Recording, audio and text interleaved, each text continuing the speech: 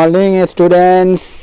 आज मैं अनुसूचित जनजाति अर्थात जनजाति क्या है और सरकार द्वारा उसके लिए संवैधानिक व्यवस्थाएं और विधान क्या कानून बनाए गए हैं, कॉन्स्टिट्यूशनल प्रोविज़न क्या है in favour of tribes in India.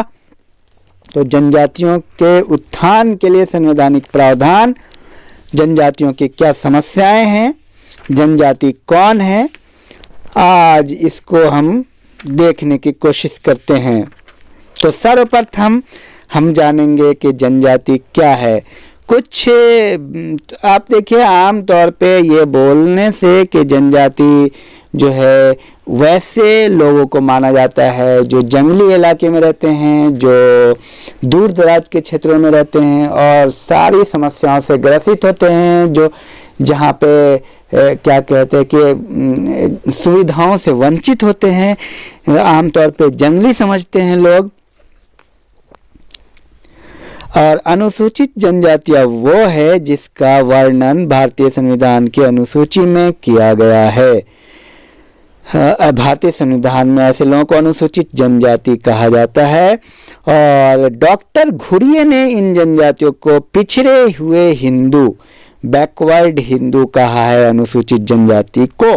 तो आखिर जनजाति की क्या, जनजाति जो है मजूमदार का कथन है कि इसका अभिप्राय जनजातियों का अपना एक सामान्य क्षेत्र नहीं होता, घुमंतु प्रवृत्ति का होते हुए भी इनका एक विशेष निवास स्थान होता है, मजूमदार कहते हैं।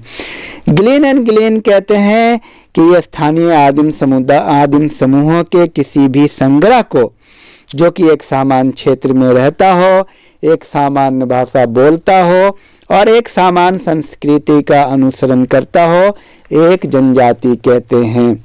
अर्थात जनजाति का अपना एक सामान्य भाषा है, सामान्य क्षेत्र है और सामान्य संस्कृति है।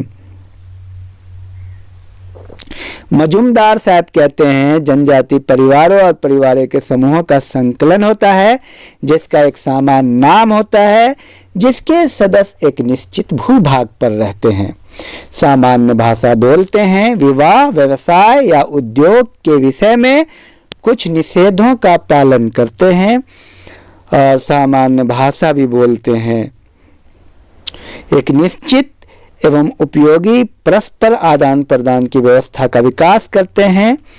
तो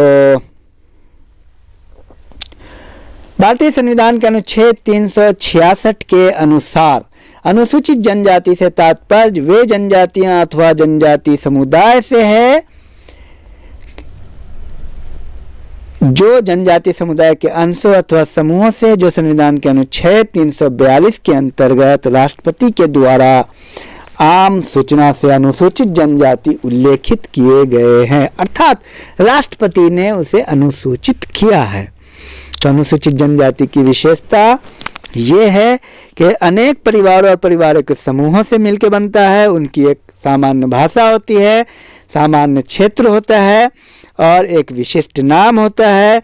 अंतर्विवाही समूह होते हैं अनुसूचित जनजाति, अपने ही जनजाति में विवाह करते, इसका अर्थ ये होता है। जनजाति एक अंतिम विशेषता ये है कि जनजाति का एक राजनीतिक संगठन होता है, एक सामान्य संस्कृति होती है।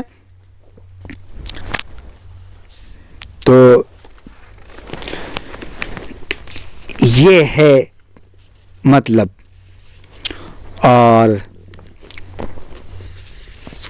कुछ महत्वपूर्ण तथ्यों को देखते हैं कि आखिर जनजातियों की समस्याएं क्या क्या है। अब हम ये जानेंगे कि जनजातियों की कौन कौन सी समस्याएं हैं। तो जनजातियों की समस्याएं हैं, सबसे जो बड़ी समस्या जनजाति की है वो है आर्थिक समस्या। जनजाति बिल्कुल आइसोलेटेड रहते हैं, एकांत में रहते हैं और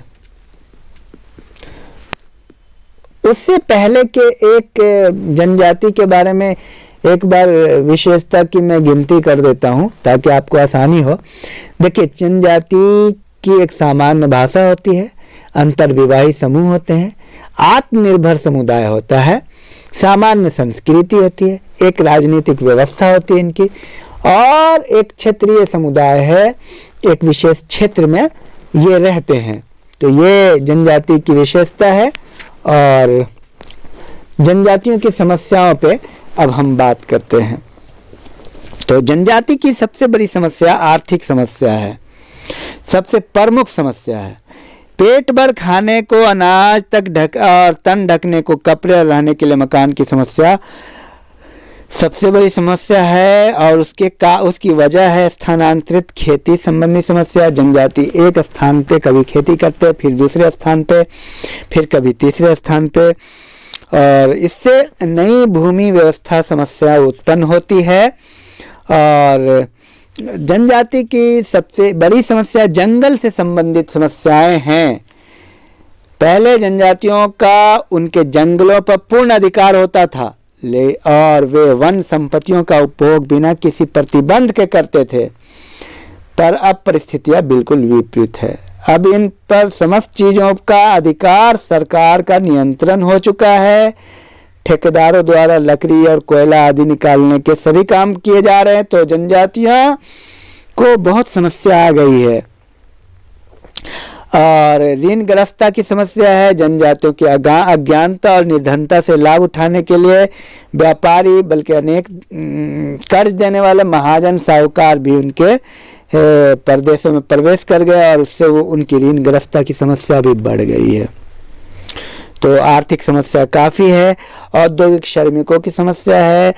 कारखानों, चाय के बागानों आदि में जब जनजातियां श्रमिक कार्य करती है, वहाँ उनकी स्थिति काफ़ी दयनीय है, और उनके अपने परिश्रम का उचित वेतन भी नहीं मिलता है। तो ये एक बड़ी समस्या है जनजातियों की। जनजातियों की न केवल आर्थिक समस्या है, बल्कि सामाजिक समस्या भी है। आपको बता दें, पहले ज़माने में जनजातियों में युवा गिरी होते थे। युवा गिरी कहते हैं जहाँ पूरे गांव के युवा एक ही घर में आके रहते थे, और एक संगठन था। वे युवा गिरी युवक और युवतियों केवल आमोद प्रमोद का केंद्र ही नहीं, बल्कि सामाजिक, सांस्कृतिक, आर्थिक जीवन एवं कर्तव्यों के संबंध में उन्हें शिक्षा दिया जाता था। वो अब समाप्ति के कगार पर है। तो इसका भी बहुत प्रॉब्लम है। जनजातियों में बाल विवाह की समस्या आम है, और उससे बहुत ज़्यादा समस्या उत्पन्न हो रही है। फिर जनजातियों में वेश्यावृत्ति की बहुत समस्या है। चूँकि गरीबी है, गरीबी के कारण वेश्यावृत्ति होती है। फिर गुप्त रोग संबंधी समस्या बहुत ज़्यादा है, ये भी है। और कन्या मूल्य की भी बहुत समस्या है। क्या करें कि पहले से जो कन्या मूल्य वस्तुओं के रूप में दिया जाता था, अब सर्वत्र रुपये के रूप में मांगा जाता है। तो ये भी बहुत ज़्यादा बढ़ गया है। अत्यधिक कन्या मूल्य की प्रथा का धीरे धीरे जनमत के द्वारा निराकरण करने का प्रयत्न करना चाहिए। बाल विवाह की प्रथा को भी समाप्त करना चाहिए। ये सारी समस्याएं हैं। सांस्कृतिक समस्या भी है। आपको जनजातियां ललित कलाओं का ह्रास हो रहा है, क्योंकि जनजाति बाहरी संस्कृतियों के साथ मिश्रित हो रहे हैं, और वो बाहर जा कर के कमाने जा रहे हैं। अपने जनजातियों की जो ललित कलाएं हैं, ट्राइबल फाइन आर्ट्स है, वो उसको संरक्षण नहीं कर पा रहे। ये भी बहुत बड़ी समस्या उत्पन्न है। भाषा संबंधी समस्या है। बाहरी संस्कृतियों से संपर्क के कारण दूसरी प्रमुख समस्या दो भाषावाद, बाइलिंगुअलिज्म भी उनका हो गया है। जनजाति के लोग अपनी भाषा के साथ बाहरी भाषा भी बोलने लगे हैं। कभी कभी वे अपनी भाषा की ओर से इतना अधिक उदासीन हो जाते हैं, कुछ समय के पश्चात अपनी भाषा को ही भूल जाते हैं। अंतरजातीय सांस्कृतिक भिन्नताओं की समस्या भी है। Problem intra tribal cultural difference. तो अंतर्जातीय सांस्कृतिक विभिन्नताओं की भी समस्या, उसमें धार्मिक समस्याएं। धार्मिक क्षेत्र में जनजातियों पर दो धर्मों, हिंदू और ईसाई धर्म का प्रभाव स्पष्ट है। एक और हिंदू धर्म से प्रभावित जनजातियां जैसे भील और गोंड है, और दूसरी ओर ईसाई धर्म से प्रभावित बिहार और असम की जनजातियां। तो जनजाति के लोग धर्म को अपनी अनेक सामाजिक और आर्थिक समस्याओं को सुलझाने के साधन के रूप में प्रयोग करते हैं। स्वास्थ्य संबंधी समस्याएं, जनजाति के खान पान से संबंधित, वस्त्र से संबंधित समस्या, अधिक रोग और चिकित्सा का अभाव होता है। रोग काफ़ी है और चिकित्सा की कोई सुविधा नहीं है। राजनीतिक तथा प्रशासन संबंधी समस्याएं हैं, वहाँ पे राजनीति और प्रशासन बहुत ज़्यादा स्पष्ट नहीं है चूँकि जंगली है, जंगली क्षेत्र है।